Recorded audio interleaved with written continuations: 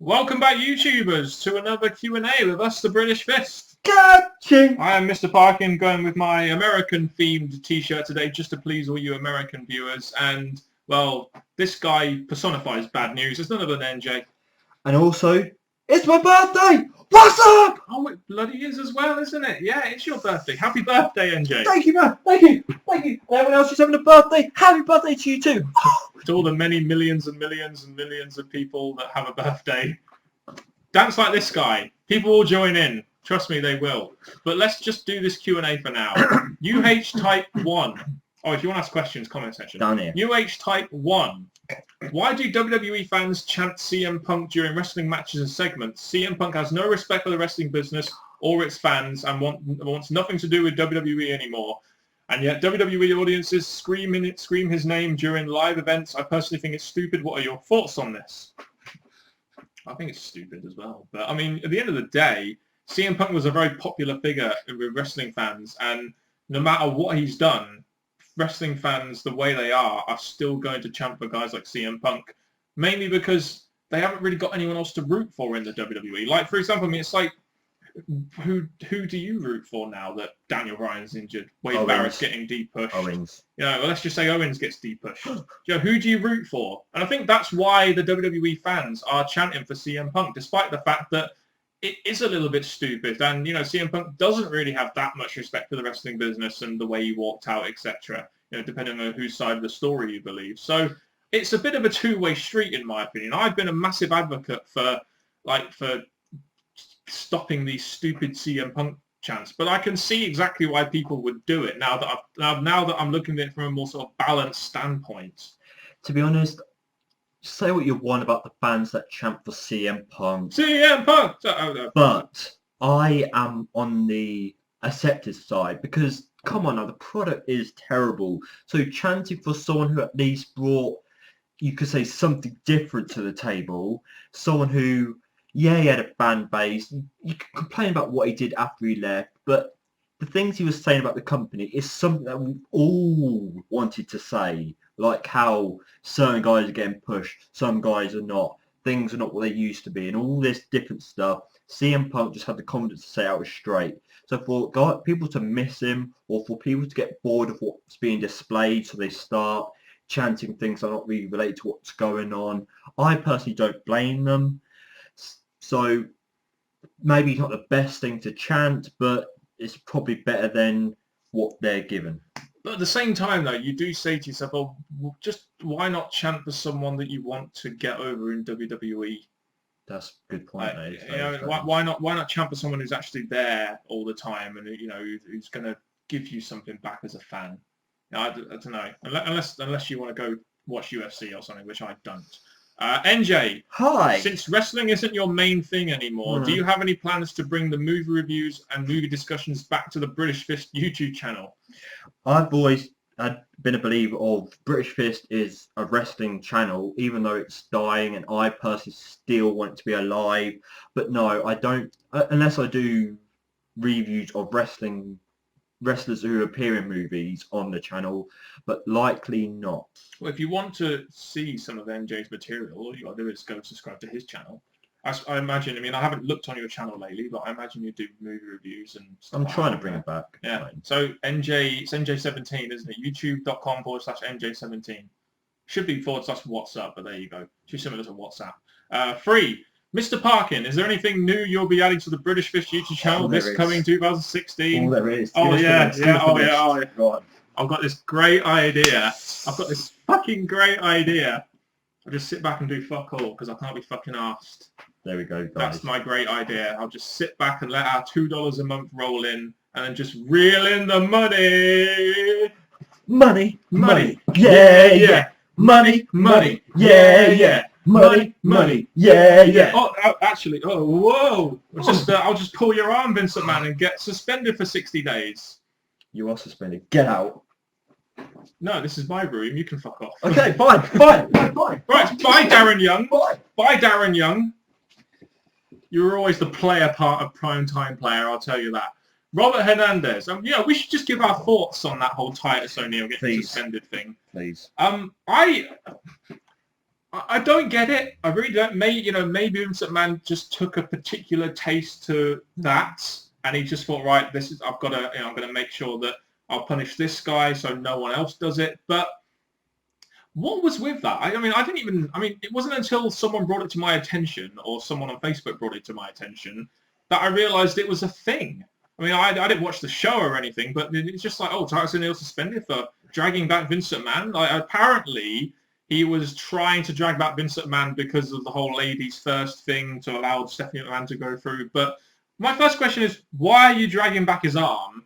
And why are WWE overreacting to this, especially during, Black History Month? What's the deal here? Seriously, what's the deal? I found this, like, I did watch the little GIF or GIF, little file of it taking place, because I didn't see it live. Is it GIF or GIF? Say what you want. But I think it's stupid. It weren't anything to harm Vince. It weren't anything to make Titus stand out. And for Vince to blow it away, you saw him laughing, you saw Stephanie smiling, and for Vince to suspend him for 90 days over that, I think you've got a guy who seems to be slowly getting over, who does so many charity things. Dad of the year? And all this stuff, and you suspend him. Vince, I'm not saying it's a racist mark, but it's just stupid. I can't see any reason why you took it so seriously, and I hope it turns around and bites you in the arse because it's a stupid decision. Maybe they'll kiss him in the arse. That's probably... Maybe Titus will leave because he's got suspended for something so stupid. Well, I don't get it, but maybe there's something we don't know about that usually is the case with these things. It just seems a little stupid looking at it from the outside. Robert Hernandez, what are your thoughts on Vince saying how the wrestlers in WWE are not taking risks and trying things that people like Kevin Owens, Neville, Cesaro, Ziggler, Ryback and others try to, but are held back by WWE? I'm not sure where you got this from. I don't remember Vince McMahon saying wrestlers are not taking risks. I think, it came from the Austin podcast, didn't it? When he said that the millennials weren't speaking out, and I think the whole brass ring thing, I think this relates to. My whole thing with that is, Vince wants people to take the brass ring, but Titus O'Neil just tried to grab Vince McMahon's arm and he was suspended for 60 days. No, in all seriousness. The brass ring comment it's like it's only there if Vince will let you have it. You can never reach for the brass ring in this day and age in WWE, with the environment they are in right now, with the cutthroat environment. No one can ever reach the ring. How? If we're saying that, obviously, people not impressing Vince, the amount of guys like Neville, the moves he does, it impresses the fans, but not Vince, it seems. Kevin Owens, the way and Ambrose, which use both examples, put their body on the line in stuff they do. Vince doesn't seem to take much notice. So I think wrestlers could do absolutely anything in the ring, and Vince would be just like... Yeah, it's sorted. Yeah, we've finally got fucking internet. Jesus Christ. Carry on. Yeah, I just think anyone could do anything in the ring to impress Vince, and I personally, I'm not sure what's going to suddenly make Vince go, that's a future star there. That's what we need. Maybe we should have got my dad on camera, and Vince and I probably would have made him a star. He's a big fucker, isn't he? Oh, yes. Anyway, these comments, when Vince said them, I was thinking to myself, you really want to bring that comment out, Vince McMahon? I didn't get that. But I believe that's what you're talking about, Robert Hernandez, and we've given our best answer. Aaron Crace, when do you think CM Punk will have his UFC match, and are you going to watch it? Oh, big news on CM Punk. Apparently he's having, just when they announce his first fight, he's having back surgery, and his fight is going to be delayed once again. Yes, that sounds somewhat familiar, doesn't it? But I must admit, while I think a lot of wrestling fans will want to watch this just to see CM Punk get his ass kicked. So he's like the ultimate heel in UFC right now, apart from Conor McGregor, who just spawns out crap after crap after crap, and everyone seems to hate him now. But I wouldn't watch it just because I wouldn't watch any UFC. One of my friends loves UFC, and every time he puts it on, I just cringe. And he thinks I'm homophobic because I don't like seeing UFC fighters fight. Don't know why, but there you go. I would watch CM Punk if things weren't so delayed. He's been with UFC for however long Like now. a year. And then there's this delayment. I think if all that didn't happen, he just got into UFC, his match weren't so long into his signing, I'd be more hyped about it. But now I'm like, Has it gone? just The hype's gone now, isn't it? Surely. feels it. That's what I could just sense you were going to say that. The hype's going. I think if he signed with UFC, had Yeah. a fight a month or two later, bam, you've got it. It's like with Brock Lesnar. WWE didn't wait to make him, once he went on Raw, they had him fight at Extreme Rules. They didn't wait a year down the line to then introduce him and then have him fight that way. You've got to strike while the iron is hot. And while CM Punk did have injuries and stuff like that, and he did, obviously he needed to learn the craft and everything, but you just wonder, has it got to the point now where the hype's gone for CM Punk and UFC? It's like here's an example, not the best example, but one that I'm going to just say for the sake of it. It's like if you had Kane's debut and he came in and first, as soon as he got into the ring, he got flipping knocked out, a big red monster, big build-up storyline, gets in the ring, knockout. You're like, wow. The referee closes the door on Kane and knocks him out. Yeah, great way to debut. So yeah, I think CM Punk would have been like Kane. You built up CM Punk to come into UFC. And now what has he done in UFC? Just go back to Isaac Yankem. Would you like to see WWE have WrestleMania in Canada? No, we'd like to see WWE have WrestleMania in London. They did WrestleMania 19 in Canada. Let's get a fucking WrestleMania in London. Are you from Canada, Aaron? I don't know. Obviously, asking us, like, I'd say, yeah, I would like it to be in the North Pole, but it does strike me as a hockey fan, so maybe he is from Canada. Puck. Stephen Smith. Why don't you guys review Raw SmackDown anymore? Oh, it's a big question. Oh, big question, yeah, which requires a very, very non-detailed and vague answer. Simply because, various reasons, watching WWE has gotten to the point where it's cringeworthy. Staying up from 1 till 4 in the morning and then doing a review and getting it out by 5 a.m. is not physically possible anymore, especially for someone like myself, because I've got to be up for work a lot earlier than I used to be. You just never fucking sleep, so you can do it anyway. You do the Raw rundown of OKFabe at like 5 in the morning, don't you? Exactly. Go check that out. And there's just too much there's just too much wrestling, and like you're just reviewing so many shows, and it just gets to the point where it just breaks you.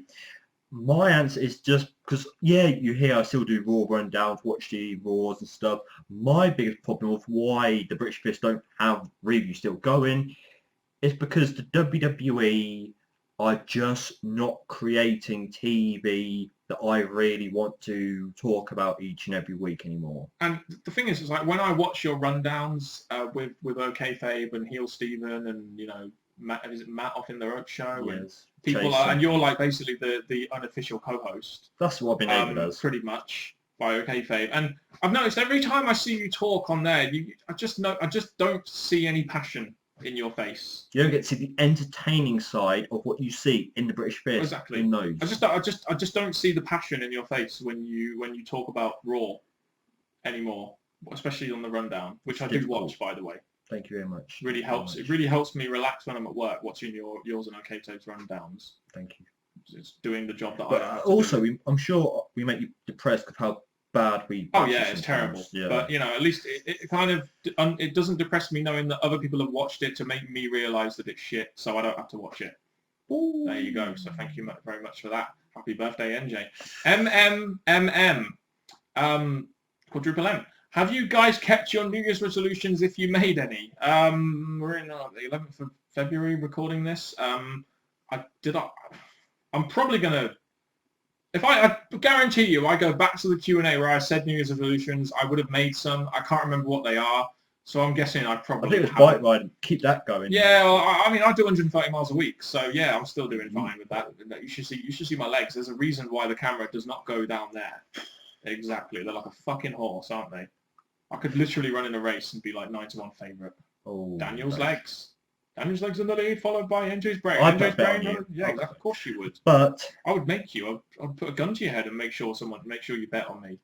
Anyway. My New Year's resolution, I've still got months left, but it's to actually go to Italy or go somewhere away out of the United Kingdom for my benefit. So good. Got a bit of time left. Good idea, that.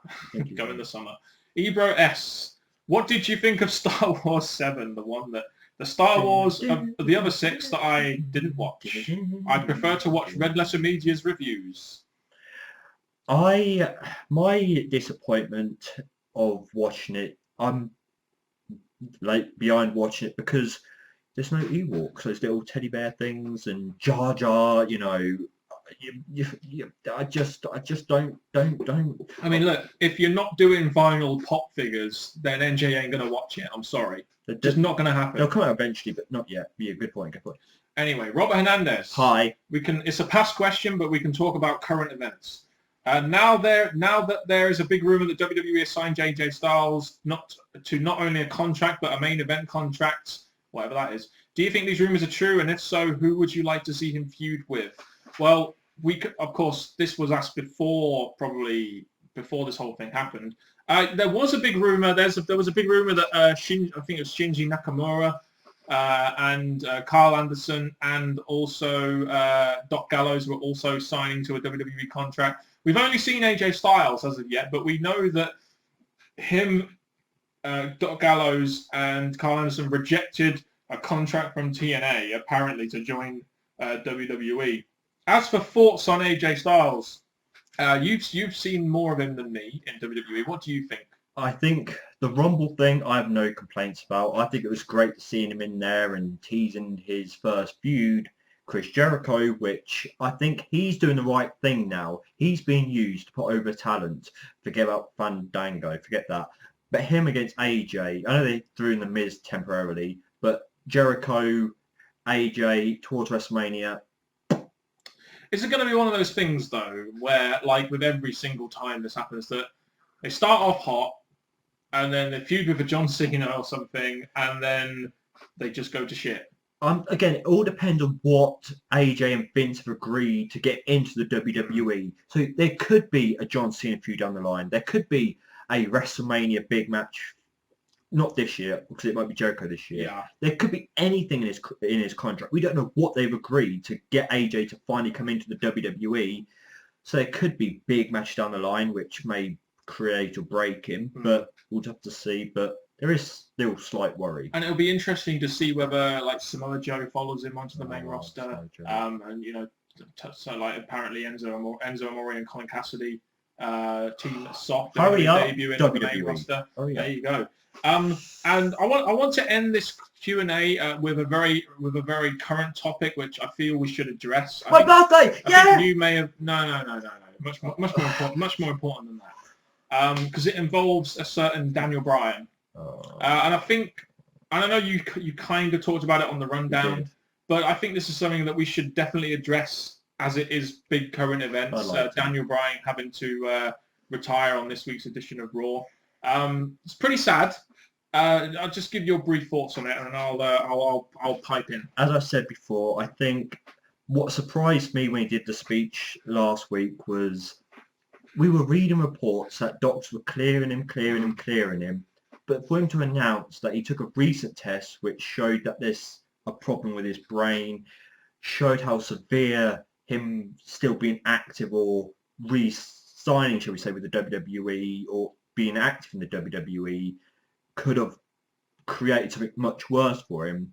So for a guy who has given us good mid-card matches going to the tag and to the main event, and all obviously ROH, which is what helped create him, we can't put him down in any way. Yeah, at first I weren't a huge Daniel Bryan fan, I'll admit that, but he grew on me thanks to the way they didn't rush him to the main event.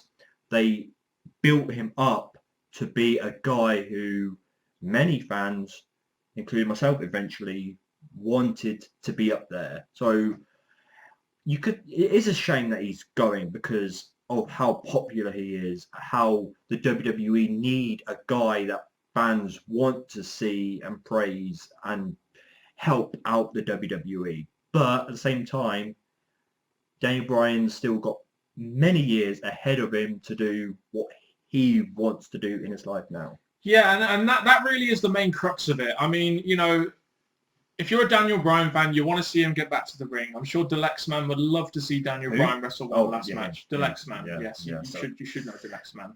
Yeah. The guy who gets more dislikes in his videos than likes. Popularity. But who doesn't? I mean, we've had that happen to us, so we know exactly how that feels. But it is sad to see Daniel Bryan retire. But at the end of the day, we got to see these guys as human beings. And at the end of the day, he's leaving the WWE. He's retiring, but he's got his health. And like you said, like you said with those test results, a lot of doctors cleared him, and WWE refused to clear him. And I think you kind of see why now, especially with this new development into concussions that we're getting right now. I mean, they're even doing a damn film on it right now with Will Smith called Concussion. So it is very sad that Daniel Bryan has had to retire, but I'm glad that he's retiring in the sense that he's not going to end his career getting a massive injury. He's gone out of his career pretty much on top, as over and popular as he probably could have been. And the guy's got his health, and he wants to start a family, of course, with Brie, so he's going to be a dad, and a damn good dad he'll be. And, the future's bright for Daniel Bryan, despite the fact that he can't seem to do what he loves doing most. But if he continued doing that, he probably would have killed himself. So for that, I am glad that he is retiring and that they've done what they've done. And the WWE to show him respect, which I'm glad the WWE Network showed this. They had the whole locker room. They gave him over the set time of Raw. So I think they did perfect for his farewell promo speech thing. Especially considering it was so sudden. Like, it was the sort of day before he announced it, wasn't it? But yeah, very sad. But at the end of the day, happy for Daniel Bryan that he's not going to suffer a severe injury and that he's going to be able to continue living in a normal life. Because at the end of the day, wrestlers are people, so we've got to treat them as people sometimes. Anyway, on that somber note, but good note, we'll end this Q&A, and hopefully you'll stick around and watch us next week. Any questions in the comment section, please. And even though Daniel Bryan got the best send-off, it's just a shame, as we've said many times earlier in this Q&A, that Titus O'Neil didn't really get a good send-off. Thanks, Vince. And from Mr. Parkin and me, NJ, and for people who are having a birthday on the same day as me, ching, thank you very much for watching. Until next time, I have no bad news for you. Mr. Parkin has no bad news for you, but goodbye.